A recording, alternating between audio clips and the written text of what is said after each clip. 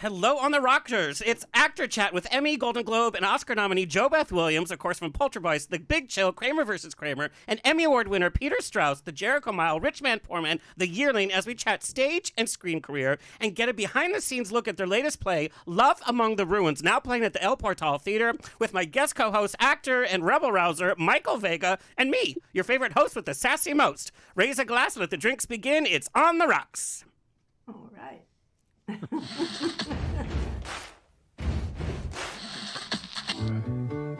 Thank you for being Boulevard. Life is a banquet, and most poor suckers are starving to death.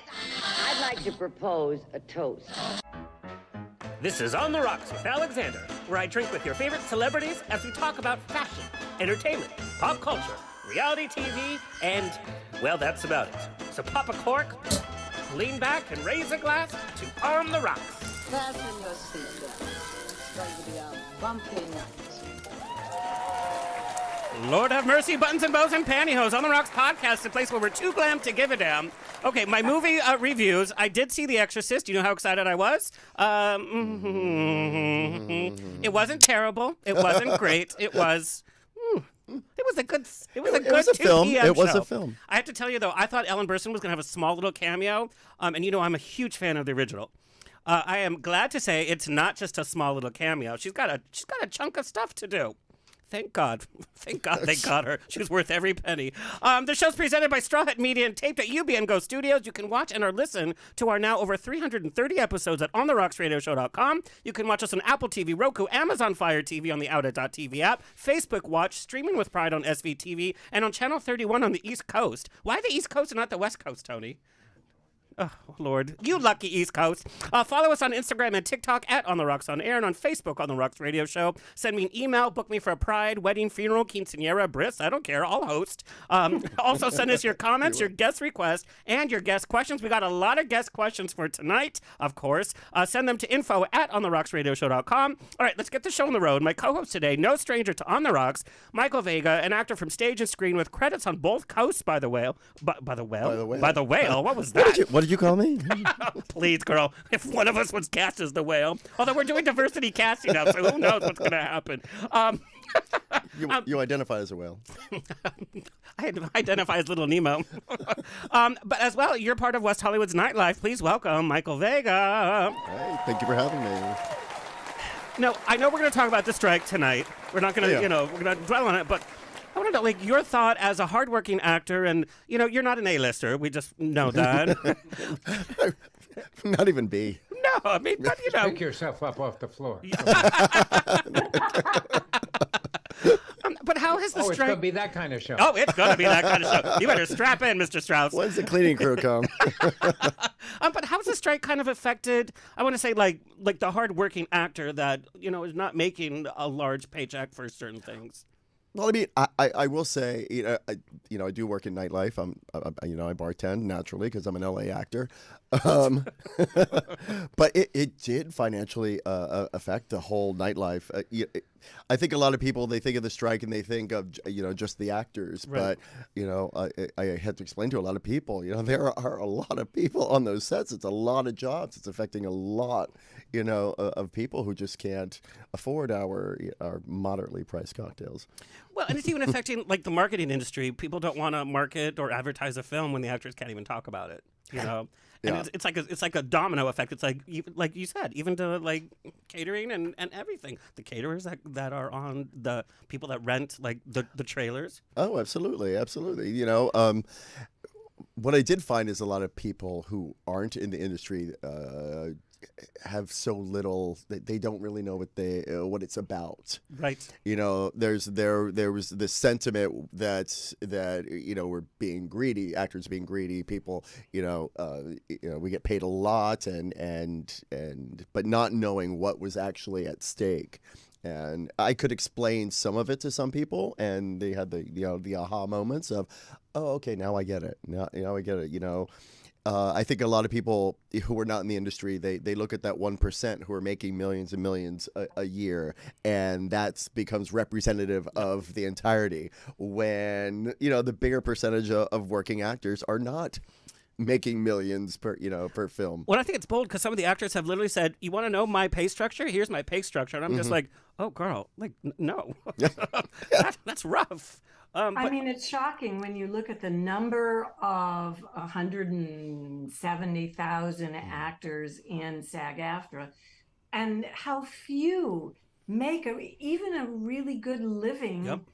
Good supportable living. And it's not only the actors affected, as you said, it's everybody. It's the entire related industries, hairdressers, costumers, gaffers, lighting people, caterers. Everybody is out of work, and it's really tough. Yeah, I showed a friend recently, some things I had submitted for, little short films things, and when they saw the pay scale, yes, that is $216 per day, taxable, and they thought, really, that's what you would be making doing that. And I said, yeah, and then I would have to take off my nightlife job. Well, that's just so, it. It's not like you can pick up all these extra jobs, Yeah. Okay, we're going to talk about that and more with our special guests. Let's just welcome them officially to the show. I'm so excited that they're both here, and I had the opportunity to see Love Among the Ruins last week at the El Portal Theater. And if you've never been to the El Portal, go. It is gorgeous, gorgeous. The show is so fun, and it looks gorgeous. But to see, too, we use legends and icons, all over the place. But you just look at these two credits, and yes, legendary. No. Please welcome JoBeth Williams, the star in the films Poltergeist, The Big Chill, Blake Edwards' Switch, Fever Pitch, The Big Year, opposite Steve Martin, Kramer versus Kramer, which we're going to talk about because that was one of her first big film scenes, and over 30 others. She began her career in the theater at Trinity Repertory Theater before moving to New York, where she starred in Annie Baker's Body Awareness and Last Dance by Marcia Norman at Manhattan Theater Club and John Guare's Gardenia. Also in New York, starred in Moonchildren, Lady House Blues, Vagina Monologues, and a couple of white chicks. She starred opposite Stacy Keach in Idiot's Delight at the Kennedy Center, Antony and Cleopatra at the Old Globe, Cat on a Hot Tin Roof at the McCarter, Three Penny Opera, and Grand Horizons at Williamstown. I mean, when you talk about the variety of these kind of shows. Vagina Monologue. Marga Gomez chimed in on my Facebook to say, because I know her from San Francisco, said that she had done Vagina Monologues with you or had some connection with that. Yeah. Hello. Yes. Yes. And she says, I did a number of iterations, and I have to say, it's such a fun. It was a great show to do. And really. She said you were rad. Oh well, I sent it back to her. Also, multiple Emmy nominee, Golden Globe nominee, and an Academy Award nominee for her directorial debut for the short film On Hope, which we're going to talk about as well. Please welcome officially JoBeth Williams. Hi, I've obviously done too much in my life. IMDb is like, can you stop? We can't keep typing all these credits. And her partner in crime, Peter Strauss, Emmy Award winner Peter Strauss, best known for his role as Rudy. Of course, we know from the hit TV miniseries Rich Man, Poor Man. And we are going to discuss TV culture at that time because it's a whole different beast than what it is now, even totally changing through the 90s and the 2000s. Strauss recently appeared in Operation Finale with Ben Kingsley and Oscar Isaac, which I love Oscar Isaac. He's such a good actor. Recently directed and appeared with Marcia Mason and Gene Smart in 2 stage reading productions of Bruce Graham's play, The Outgoing Tide. He's a New York City boy. We're going to talk about that. He attended the Hackley School in Tarrytown, which was a boys' school, by the way. Really? We're going to talk about that. He graduated from Northwestern University, wanted to be an actor from that start. He started on Broadway in Einstein and The Polar Bear, off-Broadway, a variety of credits. Theater is really the foundation of his acting life, and we're going to talk about that. Please welcome, officially, Peter Strauss. Hello. So nice to be here. Both of them are appearing together, as I said, in Love Among the Ruins, adapted from the Peabody and multi-Emmy Award-winning ABC theater presentation starring Katharine Hepburn and Laurence Olivier, currently playing at the El Portal Theater in North Hollywood. Go to loveamongtheruins.net for more info, because the show gets extended, and then people want to see more. Who knows how many more extensions we're going to get. Hopefully many, many more in maybe different cities. Okay, what I love to talk about, we know your big credits and we've seen both of your interviews. What I like to start with is, okay, let's get started from the beginning. Like, this is your life. And JoBeth, I want to talk about you're a Houston girl, but music was always kind of part of your household. Your dad was an opera singer, and that's just the culture that you were kind of born into. Right. Yeah, he was an operatic tenor. along with, and had the the temperament to go with it. But he was very talented, and I grew up with music. Although he had also been the quarterback of his college football team at Texas A&I, which is a college in Kingsville, Texas. So my Saturday afternoons were spent listening to the Metropolitan broadcast on the radio, watching the football game with my father on TV, eating popcorn, and he would bring along his pitch pipe and the libretto to the opera and his pitch pipe, so he made sure the tenor hit his high C. So I had a confused childhood. I thought that when you ran for a touchdown, you sang Nessun Dorma. But not so. I found out later. But yes, I was raised to sing and to love music, and so at an early age, I started being sent out on stage to sing various school shows and stuff like that. You did theater in high school. You made a professional debut in Houston at the age of 18. But here's the catch. You wanted to be a child psychologist. And so we almost lost you to that industry. Well, what happened was I went to a public high school in Houston, Texas, and my high school counselors all said, "Oh, it's lovely that you love acting, but what do you really want to do?" And, I thought, well, the closest thing to that is to be a psychologist. And I got into Brown University, much to my surprise. And I didn't go saying I want to be a theater major because they didn't have a theater major. So I was a psychology major, but I ended up doing theater the whole time I was at Brown, and then went into a repertory company there in Providence, Trinity Square. So that was sort of my push into the businthis. Well, acting, a large part of it is the psychology of a character and the characters around you.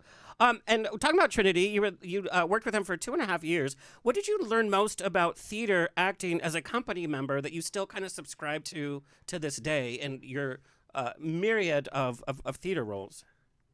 Well, I'll tell you, my first experience as an acting fellow, which was basically an apprentice at Trinity, was the summer after I graduated college. And Richard Jenkins, a name I'm sure you all know, Yes. was also an acting fellow with me that year. And our job was to clean the deep freezer in the theater in the summer before the season started, which was filled with sides of beef that had been slaughtered in a play, and the electricity had gone off, and so they were rotted.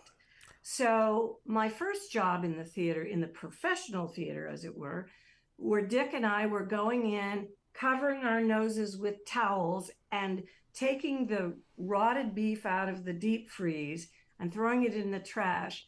And the professional actors who were walking through were going, "Oh, what is that dreadful smell?" And I hated them all. And I thought, okay, I'm going to be one of them. I'm not going to be one of the Scott workers. And Peter, you are a New York boy. Now you've talked about that theater kind of saved you in a certain way. You talked about you kind of didn't grow up in a happy home. I want to know, what did you mean by that, and how did that shape how you approached life and your theater life? Well, it wasn't a happy home. And without going into, unnecessary specific, both my parents were Holocaust survivors. And it was very tough for them just to be comfortable in their skin and in their community. I was growing up about an hour outside of the city in a town called Croton-on-Hudson. And home was not a happy place. And I used to tend to wait after school till it got dark before I walked the 1.5 miles to go home. And one day, a renowned English teacher from the high school saw me sitting on a stoop and sat down next to me and said, "Do you want to be in a play?" And I had no idea what that meant. And one of the families in Croton had a house with a stage, and he, I think about it often now, he believed kids from age 15 to 18 could do Shakespeare, and not only do Shakespeare, but do Shakespeare in the summer and rep. we would do 3 plays. That's And a challenge. I came into this room with these people, and they were playing parts, and they had scripts and words, and he slowly began to teach me and brought me into the first play I did was Taming of the Shrew, and I played the tailor, which is sort of a stunt role because Kate abuses him terribly and tosses him around the room often. And there is a Anthony Newley musical that was done many years ago called The Roar of the Grease Paint, the Smell of the Crowd. Of course. And for me, theater performance became sort of that. There was a family that was created with all of these people, and to put on my first costume, and they were rented, and it was a Shakespearean outfit with those sort of big pants and tights and hat with a feather. It was magic, and it still to me is magic. It's the same magic. I mean, putting on a costume and walking out on that plateau and these lights, it's warm, it's embracing. Yes, it's tense, it's critical, it's terrifying more often than not, but it's home. It's where I love to be. And you can't get that sensation in front of a TV camera or a film camera. You have a different experience. But there is nothing like the theater. There's nothing like it.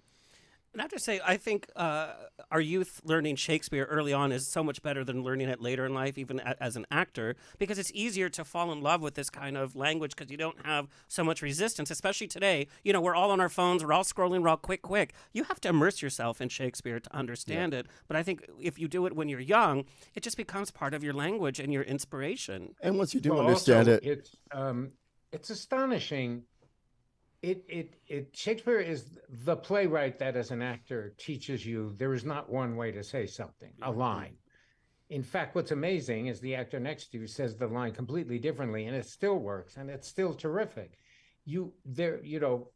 Learning a script of a Lithuanian translation of a Polish play, you might spend a year trying to learn it. Right. Shakespeare, there's something about memory and memorization. It comes easily. There's a beauty to the language and the way the words flow one into another. And I think, I don't know if many young actors today have the opportunity to explore Shakespeare the way those of us, like JoBeth and I, come from generations where Shakespeare, Restoration comedy, all of these period forms of theater were essential in our development as actors. Where now you can, throw up a YouTube video and get a job in a movie. You can't do that in a theater. You have to have some training. But I think also, Peter, it's the fact that the language in those early plays was the most important thing. Right. There were no special effects, if you will. Yeah. What happened on stage happened through the language. And I think for young kids to be introduced to that helps them understand it, because when you're performing it, you know what the action is. You understand the story clearly. You get everybody's point of view. So the language may be a little arcane, but somehow it all makes sense to you because it's part of what you're doing and what the characters are doing with each other.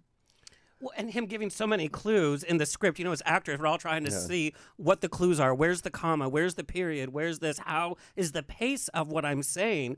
He lays it out like a roadmap. He's like, here's your roadmap, explore, but here's your roadmap. Well, I think, and learning that as a young person, you learn that Shakespeare, they're just universal themes. It's not, I know a lot of adults now who look at Shakespeare like, it's this unattainable, I'll never understand that. It's complicated. But no, it's all just, it's politics, it's lust, it's love, it's revenge, it's war, it's everything. It's the same things you find it, in any, television show plot. It's and the real world still. Yeah. Peter, we have to talk about your time at Hackley, which you kind of started at Workshop 14, which was kind of the first kind of acting program that they had that you started with 13 other members. I was lucky. I don't know if that opportunity is there today, but when I was 15, I went away for the summer to apprentice at Pocono Playhouse in Pennsylvania. And then when I was 16, I went to Algonquin Playhouse in Maine. And one would spend the summer sort of doing the odd jobs and working backstage, running sound or lighting, and professional companies would come in with shows that were on the road, going to different theaters throughout the summer.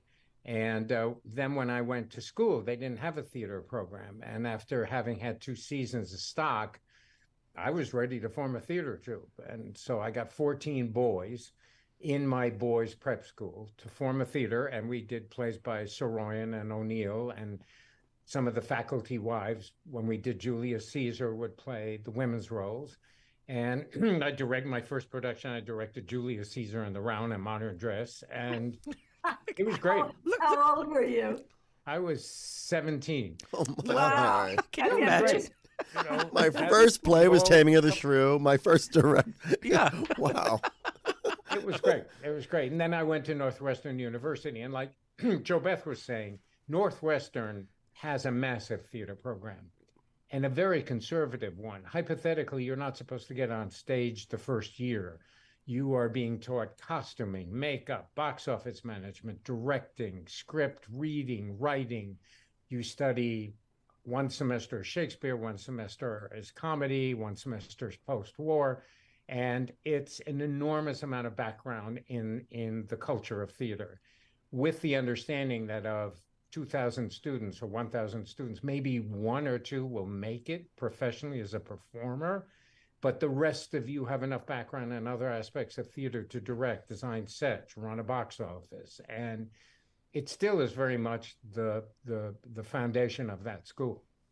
Well, I think as an actor, you need to have respect for everybody on set, whether you're on stage, whether you're on screen, TV, whatever. And the best way to have respect is to learn what other people's jobs are and understand how everything. I think our younger generations of actors haven't been through that. And, you know, there's where kind of the egos start, and there's where the kind of different forms of acting. But, Peter, I have to know, somebody asked, is this true? You joined Glee Club just to meet girls? Yeah. Well, I'm in a boys' school. Where are you going to meet girls? I couldn't sing either. I just hide back there and move my mouth around. But it was a tradition in prep schools on the East Coast that you would do a Friday night concert at a different school, and then there would be a dance. And girls who were in girls' glee clubs would then intermix with boys. And that's how you met girls. It's funny. I joined Glee Club to meet boys, so I guess we're a little different, but we're the same. But I'm sure there were boys meeting boys I never knew about, but that was probably... it was a different time. But Shakespeare really has been at the root of your acting, and you talk about it in most of the interviews that you do. How have you been able in your creative process to use your Shakespeare training and acting style in TV and film? We know you've played such a variety of characters, different time periods, different situations. As a young man, as an older actor, how has Shakespeare training been at the foundation of that? Well, it's so funny. You know, for Love Among the Ruins, we had a remarkable dialect coach. And he's very, very strict and adamant that we get the words correct. And so what startled me the most is the word T-O, which is two. And yet he was critical that it be pronounced "tuh." I have to go. I have to run to the store. And so you have to work with that, because your instinct, I think, especially as an actor, is to make two very clear. And then one day we got in a talk about the fact, I said, okay, all of this works, but you can't tell me you don't say to be or not to be. And he said, no, you don't. You say to be or not to be. And I said, they can't be. It can't be that. I started looking for old films of actors playing Hamlet, and they all say to be or not to be. And yet you can't believe that "tuh" is in Shakespeare, and that he of all people would write to be or not to be is actually to be or not to be. So there you go, all the way back to that and to Shakespeare, and it's still an occurrence every day. And there's not a day, I don't think, any of us doesn't end up using a phrase that comes from Shakespeare. Yeah, or an idea. And it's there every day. So I have to say, both of you in Love Among the Ruins, it's not just the dialect, it's also the lilt of the time period, which you nailed so well. You know, it kind of has that lilt to it, its own kind of Shakespearean whatever, and the whole cast just really captured it. But we know, Act One is it's pretty much both of you kind of running the show, and that lilt just puts you into the environment of the time frame, of the region, and of the characters in such a quick way. It's enchanting. It really is.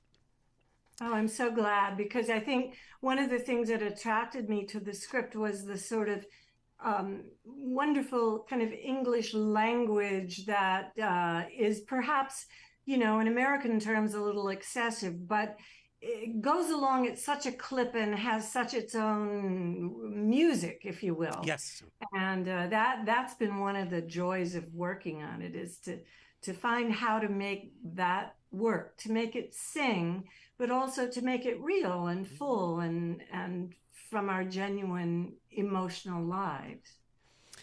JoBeth, I want to talk about your transition to film. Your career started on a children's show, actually, Jabberwocky. Do you remember filming your first TV episode? Were you nervous? And you were stepping in for season 2, so the show had already been around, and there was music to it. There was. Oh, I was very nervous, and the Dirty Pete, who was the puppet, had been created by Carol Spinney of the Muppets, and so I was kind of in awe of him and of them, and I was working with a wonderful actor named Tucker Smallwood. There he is, look at him.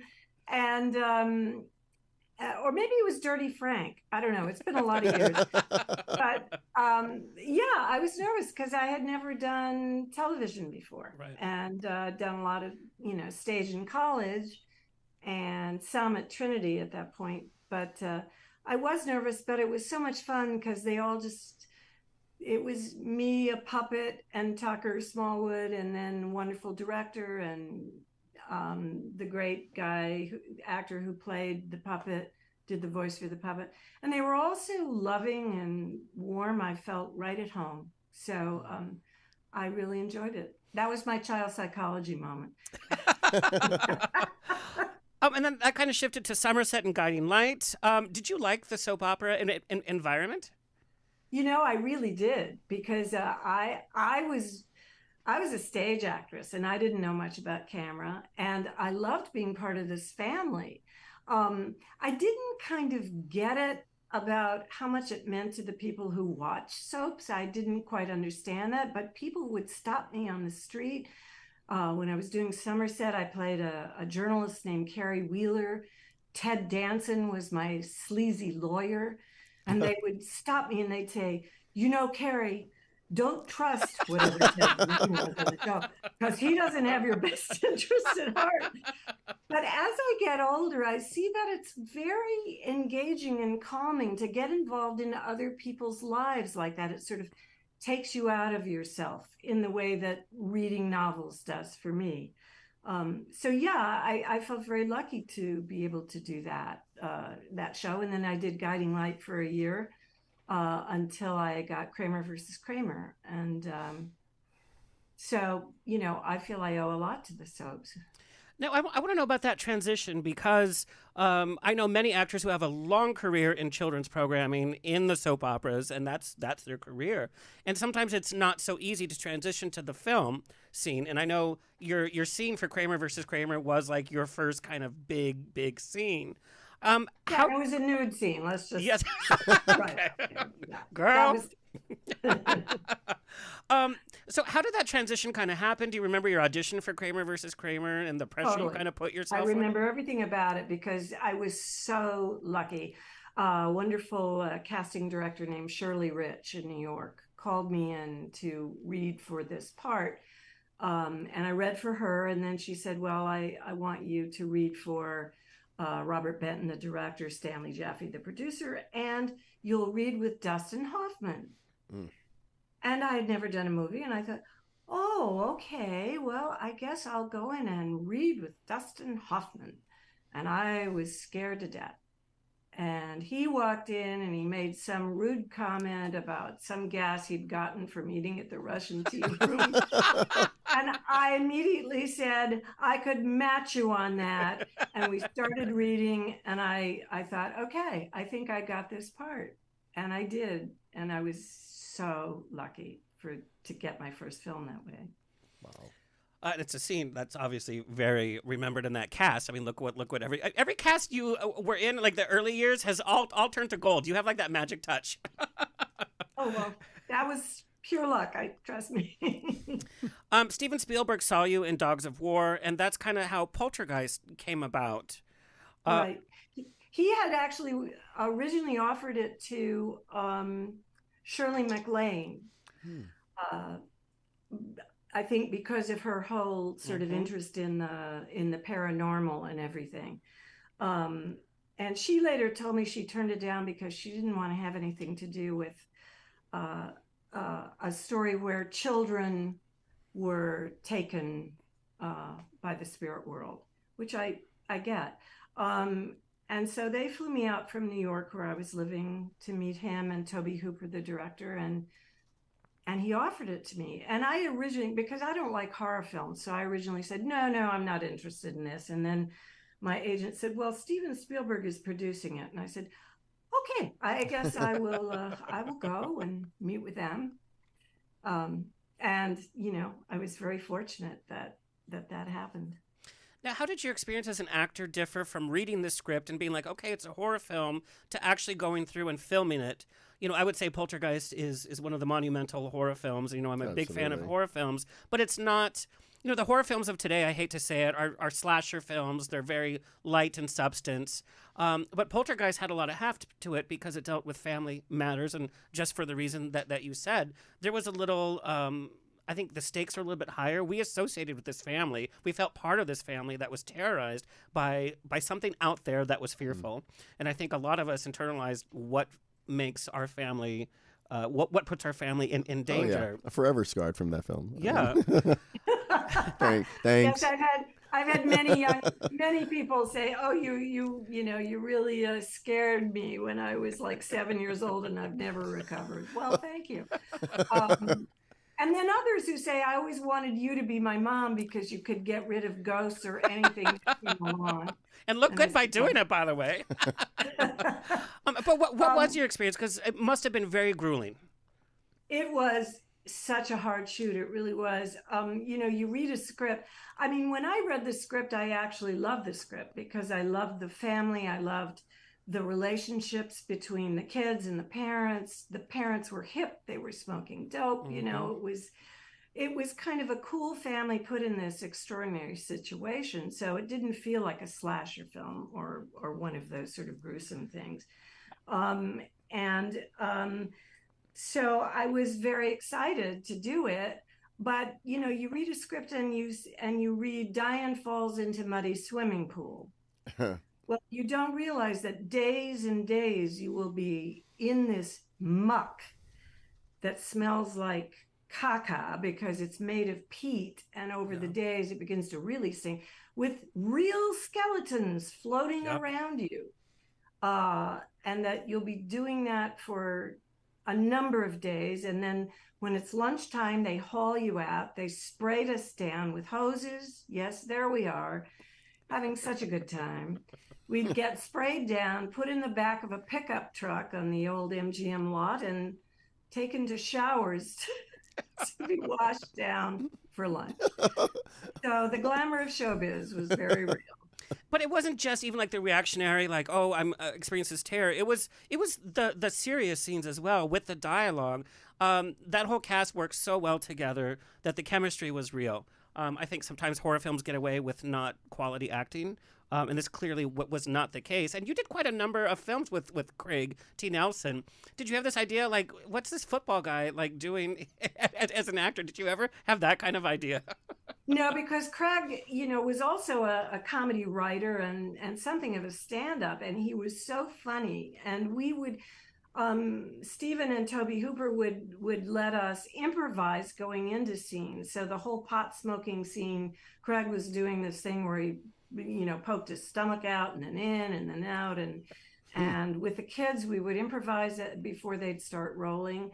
So Craig was really a lot of fun to work with, and it was a hard shoot. You know, we were shooting in smoke many days. I shot on a gimbal set that revolved like a Ferris wheel, 360 degrees, and I slid around it about 50 times for a number of takes. And I remember at the end of like the 20th take, I was bleeding on my elbows and my knees, and I said to Spielberg, "Steven, I'm bleeding," and he said, "Oh, don't worry, it'll never show on film." Which was very reassuring to me, as you can imagine. Talking about titular roles, of course, Peter, we have to talk about Rich Man, Poor Man. I got so many emails about this.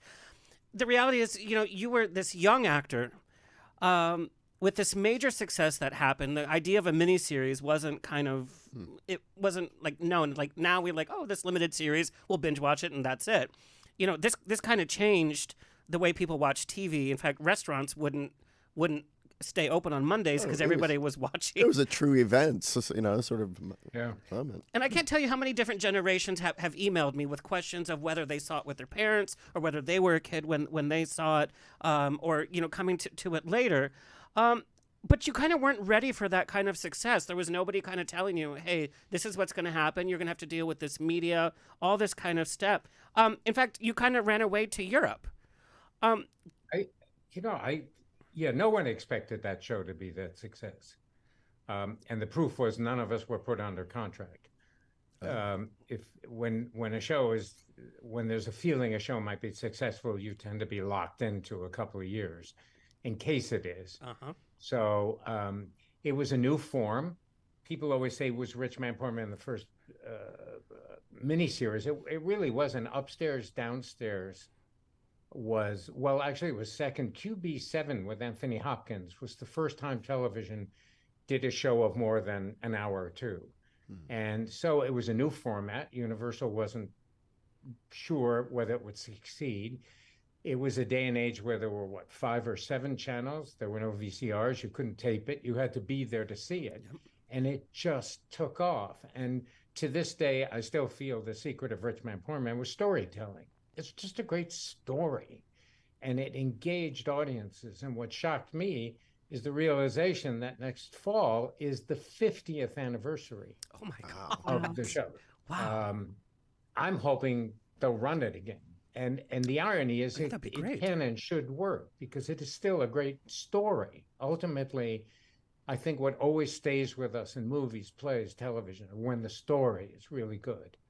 And then it began where the next morning I would walk out the door and there were people grabbing at me and wanting autographs. And I had no training for that. And I remember I was auditioning for a film called Slapshot with Paul Newman.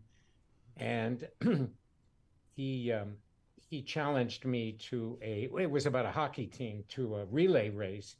And, you know, when all the actors heard about this film, every actor lied and said they skated. And you would go to the Burbank skating ring, and every actor I knew was trying to learn how to skate quickly for an audition.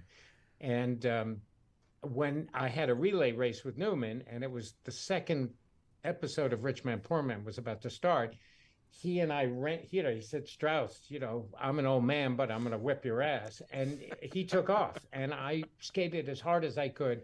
And as I'm heading towards the end of the rink, I realized I hadn't had any classes in how to stop. And I went right into the wall of the rink. I heard the bone crack. Everybody heard the ankle break. Oh, no, And really? I was put in a cast. And 2 days later, I had obligated myself to tour the country on behalf of Rich Man, Poor Man. For press, and of course. You would go city to city. In the morning, you'd get up, you'd do the press. Then you had to do a radio show. Then you had to do a lunch with writers. Then you had a TV afternoon show, or it was reversed. You did a morning show. And I had this huge cast. And I was in a wheelchair and going through an airport when you're, quote, familiar or famous, and people at you. I don't know how to deal with that. It was all terrifying. So when I got home, after I think it was 6 weeks, the cast came off. And I just got on a plane, went to Europe.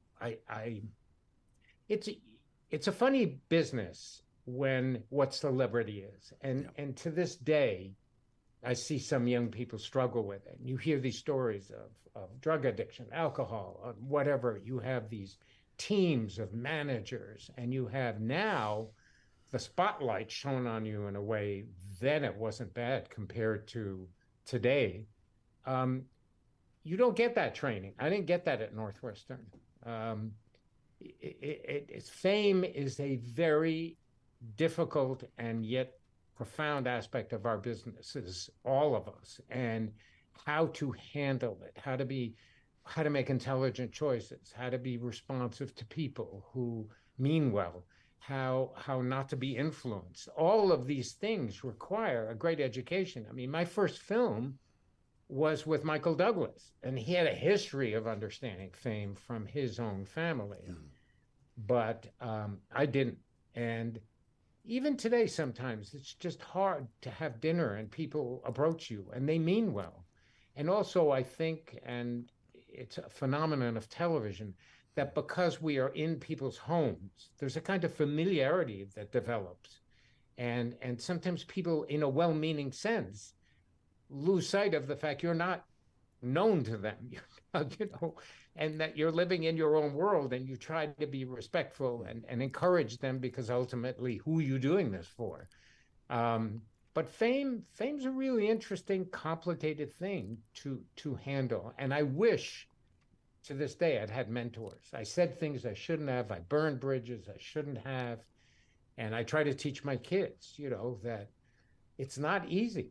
And I'm sure JoBeth can speak to her experiences with quote fame. It's really very much a part of an actor's being. And it seems these days so often that's the goal for some, whereas it was the byproduct of doing the work, the fame and the notoriety. And, I see very often now now we have the social media that's part of your fame. And it's like having a post where you're vacationing, what you're eating. And it's like there's this intimacy that people expect from the celebrities. Because when they watch a show, like you said, Peter, people feel like they know you, that they're part of your family. Ownership. Because you're certainly part of their family from sitting with each other and watching shows.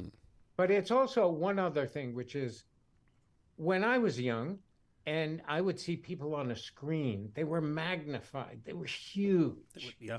And I had so much respect and awe. They were, and television makes you small and puts you in people's homes. And the difference between the golden age of cinema, I mean, I look at people today who are the giant stars, like Leo DiCaprio, Tom Cruise, people like that. And the coverage they get, how they're observed, how they're watched, if they say the wrong thing. The pressure is enormous, and how they manage to insulate themselves to the degree they can is admirable. And yet they want to be available. But I think social media has changed this enormously. It's a great pressure on any and all performers. Well, not even just performers now.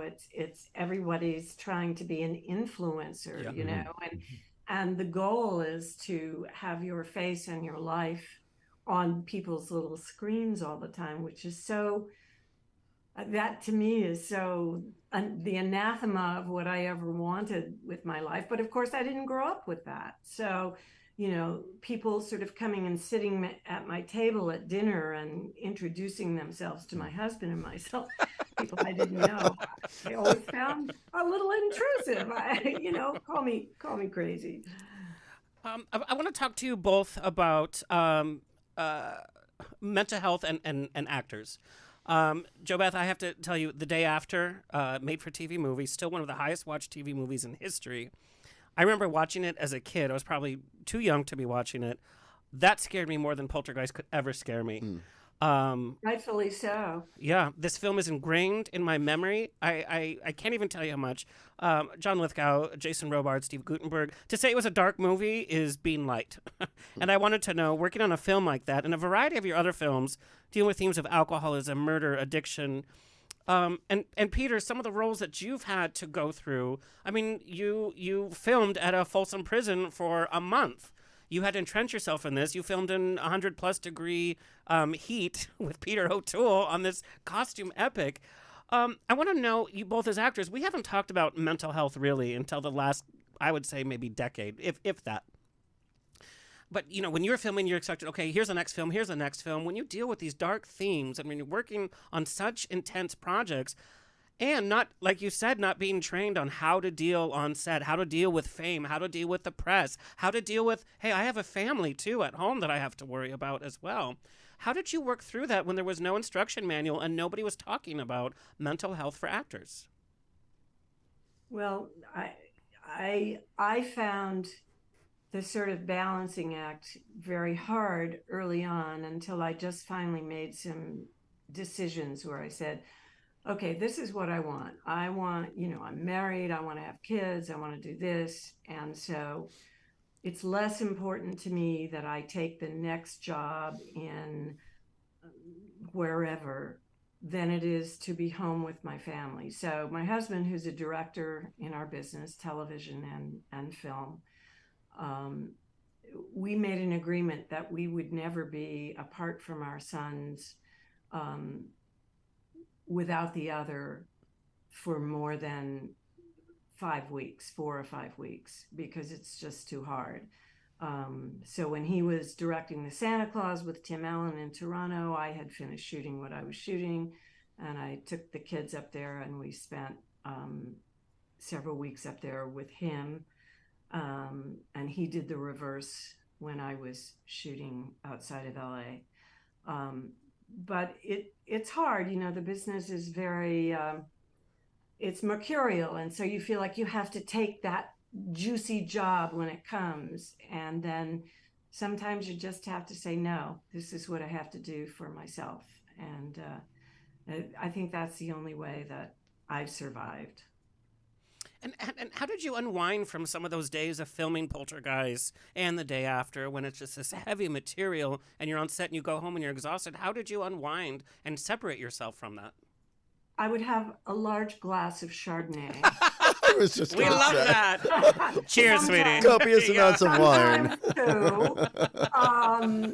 And, you know, then you'd have to go to bed because we didn't always have 12 hours turnaround. Sometimes it was 10 hours turnaround. So, you know, I'm home at 10 at night, midnight, I got to hit the hay to get up at 8 or 7. So, yeah, it's like being an athlete. It really is. You have to have some discipline or you just won't survive. And Peter? You know, I was as JoBeth was speaking, I was thinking about what films left me in what state of mind that might have been considered really troubled. Or Jericho Mile was, as you pointed out, was a month inside Folsom Prison, and we could only work limited hours. Everything was searched in the morning. We would go in the yard, and then we had to be out at a certain time. And I was alone in the yard, basically, with the prison population. There was a guard whose job was to keep an eye on me. But very soon I realized that the population was protecting me because they could make 25 cents a day or something silly, but it was money as extras in the film. But we had no women on the crew. There were no women anywhere in the project. And basically, I would always sit down and against a wall, and a lot of the guys who were in Folsom would sit down and talk to me, and their lives were gruesome, and their incarceration was difficult, and what got them there. And sometimes it wouldn't make sense. It had no logic to it. When we were there, there was a stabbing in the yard one day, and we were all segregated with guards around us, and then went back to work in the prison. And I had asked to be locked down one night, 2 days before filming started. So I spent a night inside Folsom Prison in a cell, and there is no separation between day and night. I mean, it is loud and screaming and a lot of kiting, as it's called. One of the fascinating things that occurs in a prison is that you get string and write notes, and you have the ability to gauge what cell down, and you can flick the message and it goes through the hall down into it be able picked up in the third, fourth, fifth cell down. And at night you see things flying and you hear doors and keys and people moaning and screaming. It's that I came home and I basically paid the DMV in advance because I never wanted to get a parking ticket by accident and go to jail. One does not want to go to jail in this country, and it's probably a lot nicer than any other country. But Jericho, just for a couple of weeks, I just found myself feeling in a dark place. On the other hand, as JoBeth was saying, your separation from family can be intense, but this is what you do. This is your job. And sometimes I think what other people might regard as weird is your gift. I mean, I remember trying to explain to somebody one day doing a scene where I had to break down in tears, and how as an actor, you have different techniques to make that happen. Some people can be there. Some people need a memory. Some people need a stimulus. Some people can work with an ear thing and do music. And I was talking about how I could imagine something very dear to me dying. And it created the emotional state that then enabled me to do the scene. And that person, I still recall saying, oh, that's just horrible. That's weird. And I said, no, it's not weird. This is our gift. This is our training. This is the ability to go to very interesting emotional places to bring something into a scene and to try to find, which is the core of what all of us do every day, a truth, some kind of truth to what we're doing. It can't be faked. The camera certainly is here. If you fake it, you're in trouble. Even in the theater, you're trying to every night connect to something real that, and you know it with the other actors when you're on and right. It's smooth and it's running and you're clicking and that's the reward. That's, for want of a better term, that's the drug. You know, I look at kids and drugs and I go stand on a stage and do soliloquy. You will get higher than any drug in the world will ever make you.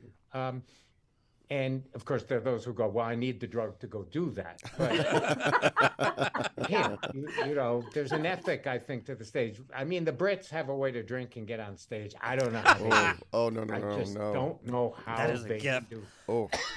But that's why the arts are so important with our youth, because our youth can work through so many issues from theater, and also safe space. I know for both of us, theater was a safe space for us dealing with our sexuality and our family life and all that kind of stuff. But you can work out everything through theater and the arts. That's why it's so important that the football and the arts program get the same funding. Absolutely. I mean, I think one of the reasons I started doing theater when I was, 13 and in junior high school was because I felt like this tall, skinny, gawky girl. And this was a place where other outsiders like me sort of came together, and then we could make this magical thing happen. And I think for any young kid, because all young kids go through periods of stress and confusion about who they are, to have that kind of creativity as an outlet is so important. It can make all the difference. I think that what JoBeth is saying, that is it. I mean, you're right. There are always sports programs in schools, and that's critical for, kids to develop their physical strengths and also their performance skills and their talents. But when you take arts programs away from school and education, you take away one of the most critical outlets of creativity, examination of self-worth, examination of feelings, passions, frustrations, questions. It's vital for young people.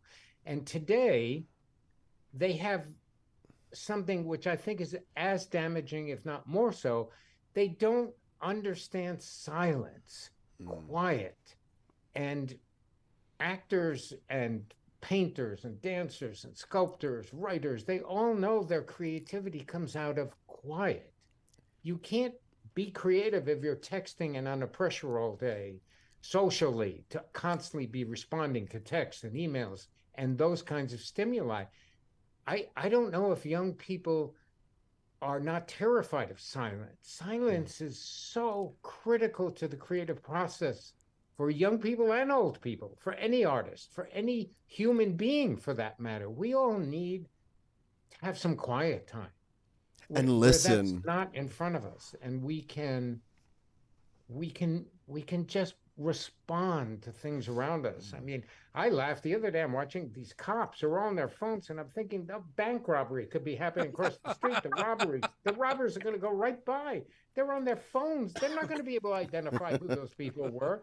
We got to get off the phone. We got to go to theaters. Absolutely. Which brings me to that subject. Yes, yay. We have to go to theater. I want people to get off their asses, turn off Netflix, stop watching miniseries about Lithuanian polo teams, and go into the theater and be welcomed by this warm, insulated room where there's community and laughter together and pain and crying together, and those actors are on a stage working their asses off, trying to give you a beautiful world of a time and place. And in this play, the other day I was thinking, why do we think this play is only for old people? This play is about young people who fell in love and then sustained love for 40 years. I mean, kids are hooking up now for 4 minutes. They don't know what the depth of love can be, and that's what this play is about. That it's about, ultimately, it's the tragedy of misunderstanding and then the survival and joy and celebration of love. Geez, don't we all need to see that now? I mean, but you know what? The young people who have seen our show have really loved it. Yeah. My son and his friends all loved it. And they because it's warm, it's funny, it's not dark ultimately, but they understand it's about connection, and it's about lifelong connection, just as the theater is about connection between our fellow actors, but also with a live audience. I feel when I look at those people in the audience and they're laughing and they're crying, I feel like they're giving me a gift. And I think that's something you don't get off your phone or your iPad. It's very special. I want to ask you about, some of the most exhilarating times in my life have been on stage, and some of those terrifying times have been on stage. Those experiences when something goes awry, whatever it may be. And I want to ask each of you, a memorable experience where something went a little wrong and you just had to adjust and make it work. Oh, yes. Well, when I was at Brown University, we were doing a student-written musical about El Greco and his blind girlfriend, Hieronyma. And John Lee Beatty, who's now a very well-known Broadway set designer, was in school with me, and he designed a beautiful set that had these kind of irregular staircases coming down on two sides of the stage. And I, playing Hieronyma, the blind girlfriend, and being a method actress, would come down one of the sets of stairs every night, sort of not looking down, feeling my way down with my foot, the way a blind person would. And one night during performance, right before the dream ballet with my El Greco partner was about to happen, I was feeling my way down the steps, and I plummeted 10 feet on the center stage. And I lay there thinking, okay, I can either die right now or I can pull myself out of this embarrassment. And the orchestra had stopped playing because they thought I was dead. Oh, my God. And my El Greco, Robert Bailey, was coming down the other steps, white as a sheet, to meet me for the dream ballet. And so I raised my arm, as the diva I was, and I climbed back on. And I did the dream ballet with a very shaky Bob Bailey. And weeks later, kids on campus would say, "How did you ever learn to do that fall? That was amazing." That was the best stunt I've ever seen. And miraculously, I was not hurt. So I don't know, I'm just more relaxed or something. Well, Michael, as I'm sure you know, I have a physical story as well. Of course, ultimately, it's going up. that is the most terrifying Yeah. thing. It's plodding along, and then all of a sudden the line's gone. And you look at your fellow actors, and they sense you're in a panic mode. And some of them are trying to figure out, what could I ask that might help as a question that will bring you back to where you need to be? And it's so funny because the irony is, I think if an actor were to stop and say, you know what, I forgot my line. I have no idea where I am in the play. Oh, the audience would laugh and they'd applaud. They think it's great. But your training, your ethic is you can't do that. You got to get yourself out of that hole. And it's just astonishing how your heart will just put you on the verge of a critical heart attack when you don't remember a line. Also, sometimes you're flying along and a word comes out that has nothing to do with what you intended. And it's just life, and you got to deal with it. But it was funny with JoBeth. I was doing a production of Angel on My Shoulder for Kenley Players in Ohio. Kenley was this amazing guy who was a woman half a year and a man the rest of the year. And he was a woman in the summer when he had this theater company that played Coshocton and Columbus, Ohio. And he did great shows. And there's a scene in Angel on My Shoulder where after a big boxing match, I'm standing at the sink and I'm combing my hair, and the woman I love walks in. And one night I'm combing my hair and I turned, there was nobody there. And you just go, oh, there's no one here. I have no line.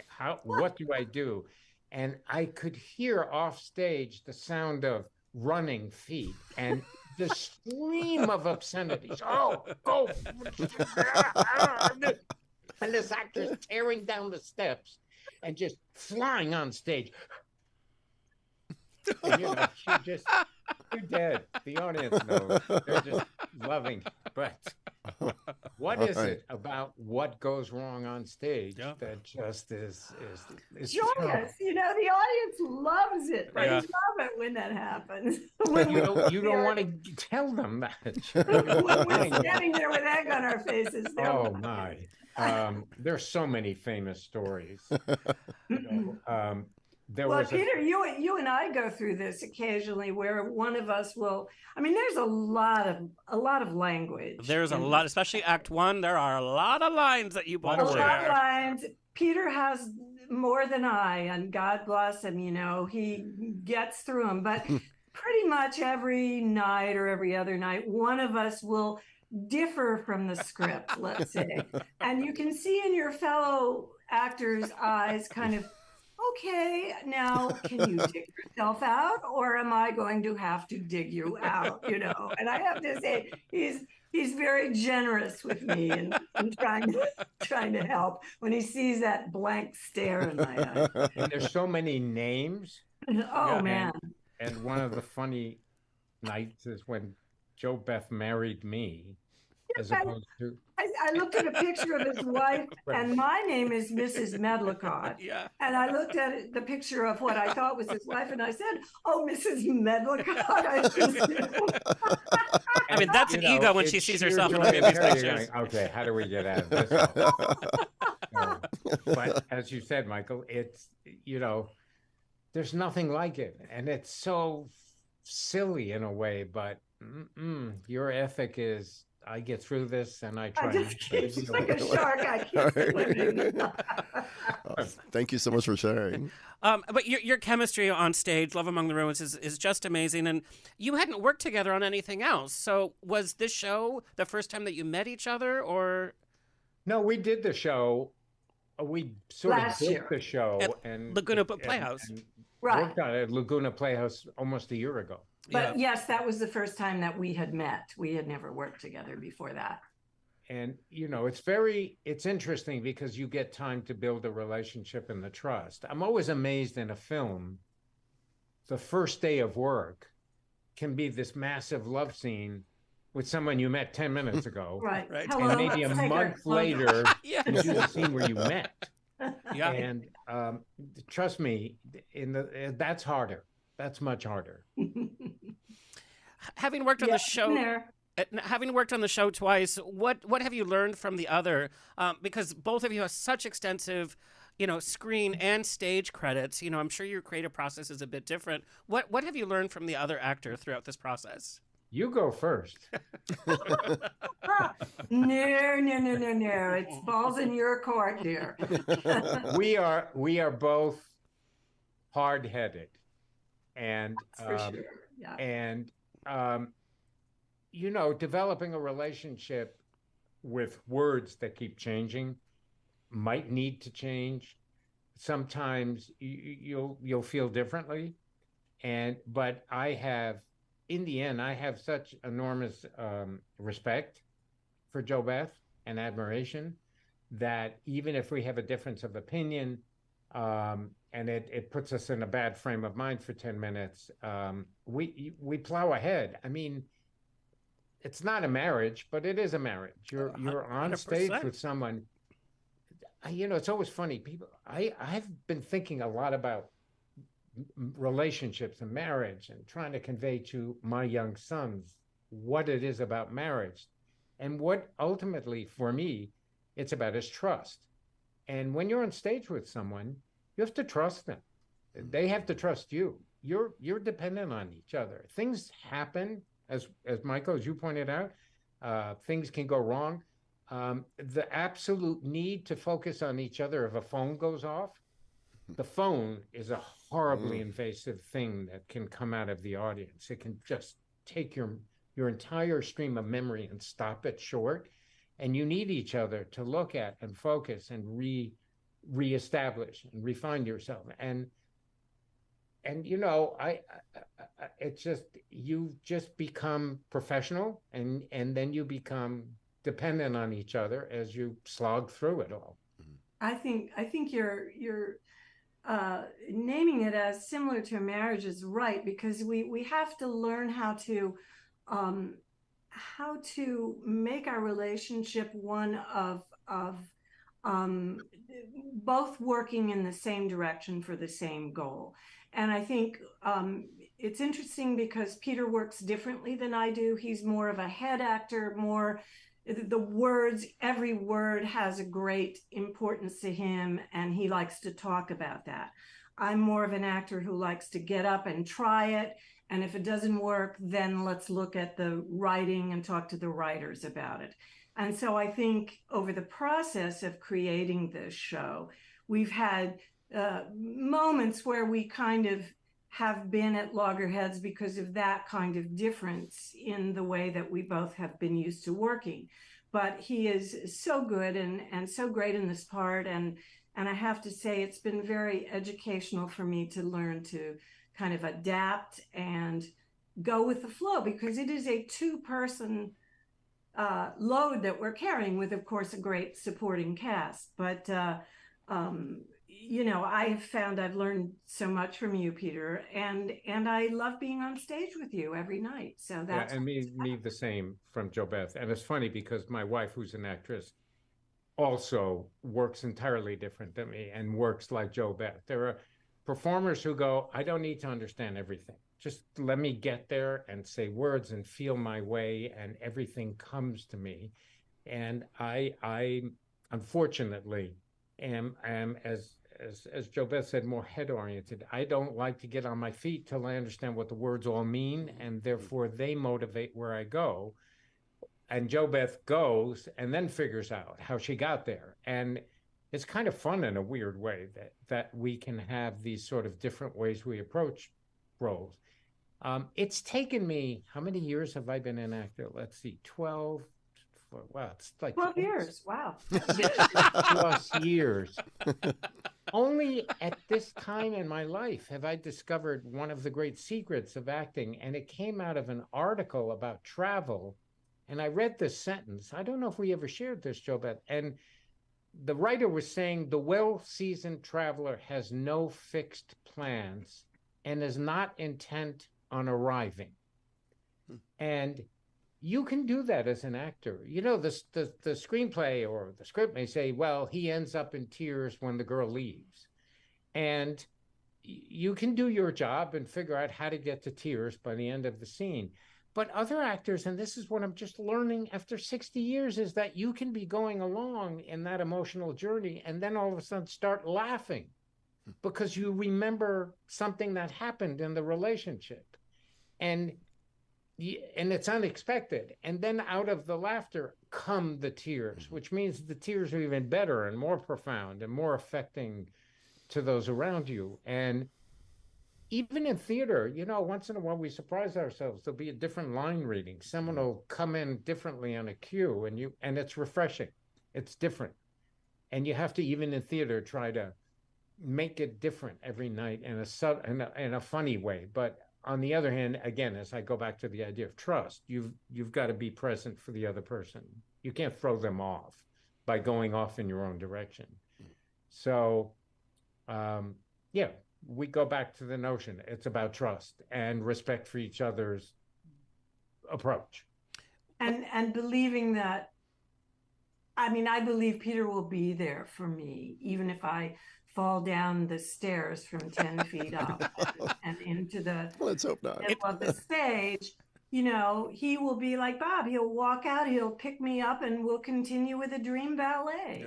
So I think that's what actors develop between themselves, is that kind of trust. And within that, then you can have a lot of fun. Yeah. Because if you fall, the other actor will help you get up again. Along those same lines, the list of co-stars that both of you have worked on are just truly remarkable. From the very beginning of your career till, the last projects you've done. Is there an actor that sticks out that really kind of changed the way you looked at acting, or that you really, really learned from, that was a pivotal moment for you?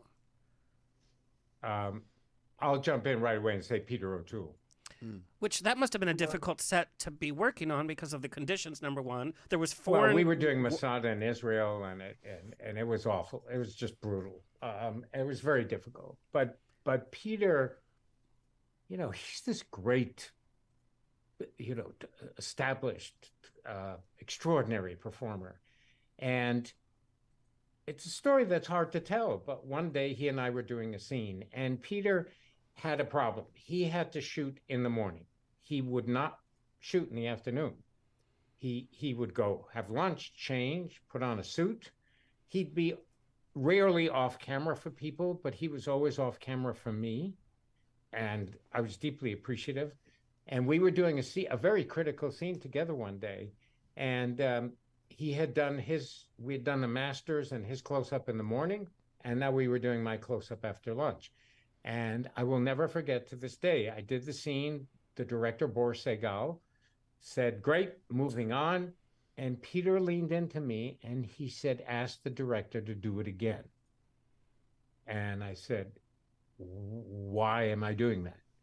And he looked at me and he said, because you can do it better. Mm-hmm. And I can imagine some actors would get really bummed out by that or angry. But when O'Toole was telling me I could do it better, I knew I had to do it better.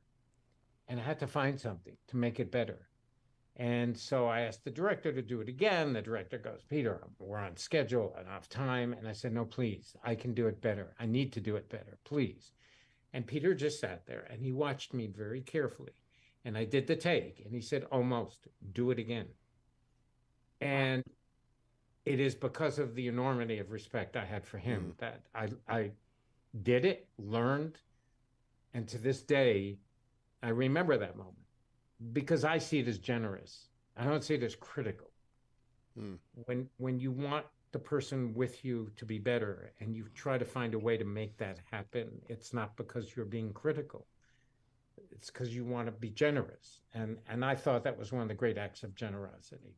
And not to be seen as critical. That's wonderful because you could have very easily just taken it as a negative, as he thinks I'm terrible, but it was quite the opposite. Who is he to tell me? But it was quite the opposite. So that's the story that comes to me immediately. I'm sure JoBeth has one of her co-stars.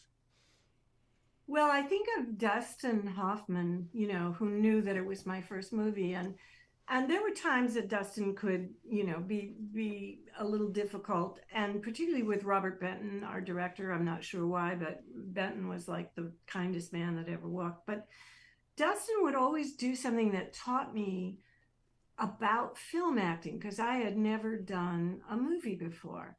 And he would be having a conversation with me or someone else nearby. And he would, I mean, literally, they would say rolling, and he would still be talking. And then he would open the door and he would go into the scene.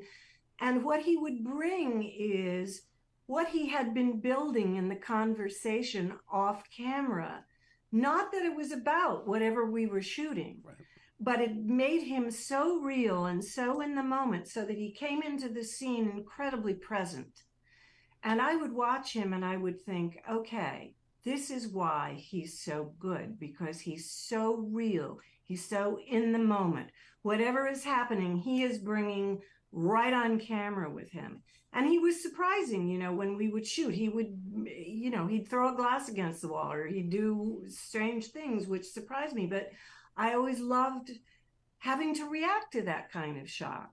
And it just really brought forward to me in my mind that the camera catches it. When it's real, the camera is there to catch it. It's not like on stage where we have to build and build and build every night. It catches those happy accidents, and they're, you know, preserved on the camera, which can be good or bad. And that's one of the things that I both love and don't love about the theater, is that it's so ephemeral. You know, you do your most brilliant performance and it's gone. But that's part of the magic of it. That is the magic. Was it difficult working on The Big Chill with such other, I would say, strong personalities and different kind of acting styles? It wasn't difficult. I knew I had dated Kevin Kline, and I knew. No, I didn't know Glennie. I met Glenn on that set. But we were all around the same age and we all hung out together. And Larry Kasdan made a very smart decision. He made sure that we had 4 weeks rehearsal before we started shooting. Wow, so we all that's a luxury. improvised together and kind of hung out together for a month before. So we already had those relationships. And it was great fun because we all lived in the same apartment complex right off of the coast of South Carolina, because we shot in Beaufort, South Carolina. So it was fun. I have pages and pages of still questions, but I know we need to wrap things up. One final kind of, I think, important question. Both of you were witness to and part of this kind of evolution of TV.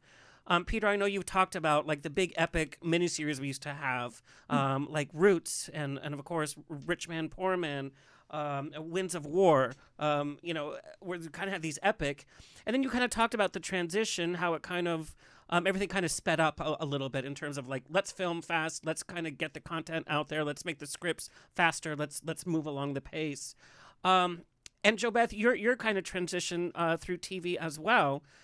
What is one thing that you wish actors that are now hitting the scene that you've worked with, you know, fresh actors that are their first TV or their second TV project, what is something you wish these actors knew most about that kind of period of your early kind of TV career that might be different than today's like fast edits and scroll type content? The funny thing is you're not in control of any of it. I mean, that's the one thing that certainly separates theater from film and TV. Film and TV become a community involvement. The editor makes choices. The composer decides to put a violin underneath a very emotional line, and the line all of a sudden has an intensity it didn't have. And there's so many producers and directors cutting, shifting, changing, altering. In the theater, you walk on that stage, it's you. No one can affect it. No one can touch it. Nothing can happen other than you do your art. And for young performers, they need to, you know, you can get lazy. You can get fixed. You can say, do a scene 6, 7 times, and in the end, make the editor responsible. Mm-hmm. And it's critical as a performer, I think, that you understand that your craft is only going to really be tested when you're on a stage. And that, I think, I don't know how JoBeth feels about it, but I think that knocks out 80% of the film acting group. They just can't do that. Yeah. It's terrifying. It's a different thing. And young people, because of the nature of fame today and the fact that they can do YouTube videos and that they actually get cast because they have more likes than another actor who actually might be better for the role, but don't have as many likes. Those things that affect young performers today must be difficult. And, I would encourage, there are two things. One, first of all, get the crap kicked out of you by life. Yes. You can't play Martha in Who's Afraid of Virginia Woolf when you're 17. You have to at least been divorced twice and been an alcoholic some period. You want young people to understand that ironically, it is life that makes you a good performer. Life's not easy, and to own this bag of tricks that you need when you walk on a set and a director says, okay, this is what I need, you have to have lived a little. So JoBeth has lived well, let me tell you. So she can speak to that. I've lived hard. No, I think what I would say to young actors is don't be an influencer. That's not what it's about. It has nothing to do with acting. Acting is a craft. And I think, honestly, you have to do some stage, as you said, Peter, in order to really understand the craft. But if you don't do stage, still study with an acting teacher, because if you're not truthful in the moment that you're being filmed, whether on a little phone or, a camera or whatever, it's going to show. Yeah. And you're not going to bring that character to life. And that's your job, not to sell yourself as how beautiful you are or how fashionable. If you want to be an actor, you have to bring a character to life and be truthful. Mm-hmm. Well, I thank you both for being so truthful on this show and talking about so much. Again, I just want to say what a complete honor it is to speak to both of you and having the opportunity to see Love Among the Ruins in person. So if you're in SoCal, go... Tell everybody to come. We want them all to come. Love Among the Ruins, now played at El Portal Theater. You can go to loveamongtheruins.net for information, and who knows where the show might pop up next. I definitely will attend soon. It was a pleasure. And then come say hello after. Oh, absolutely. Thank you. Thank you. We love to meet our audience, and as I said, it's magic to sit in the theater and give yourself that gift and permission to just suddenly realize that theater is so special. Yes. Yes. Thank you both Thank you. so much. It's a pleasure. Thank you, guys. Thank you. Bye. Take care. Maybe. Bye, so Peter. fun. See you real soon. That was so great. Absolutely. As an actor, you get to talk about your craft and talk about people that have lived it. And such a variety. I love that we spoke about theater so much. Yeah. I mean, they have extensive film and TV careers, but it's the theater that I miss. I haven't been on stage in a couple of years, and this is wonderful. Some of my best moments are on the stage and backstage, but that's another story. Michael, where can everybody find and follow you? MichaelVega.com is my website. Social media, Michael Vega or Michael Vega Acts, ACTS on Instagram. I don't tickety talk yet, so no. I thought that we're on it. In fact, follow us on TikTok. We do really fun clips. So, yeah, we're having fun there. And that's all, folks. It's always a grab bag of fun here every week on The Rocks. Big thank you to our engineer, Tony Sweet. Big thank you to UBN Go Studios for this great studio. Our social media clip editor, Alexis Mendez. Please like, share, subscribe so we can continue bringing this fabulous programming coming your way. No. Yeah. Coming up on the show, we have Charles Bush is coming on to talk about more of his theater career as well. We also have one of the dance moms. If you're a dance mom fan, she's coming. And until next time, stay happy, stay healthy, stay sexy, and if you drink, stay tipsy. This has been another episode of On the Rocks. Tweet me and slide into my DMs on Twitter and Instagram @OnTheRocksOnAir. Find everything On the Rocks for free at OnTheRocksRadioshow.com. Subscribe, like, review, and share. Until next week, stay fabulous.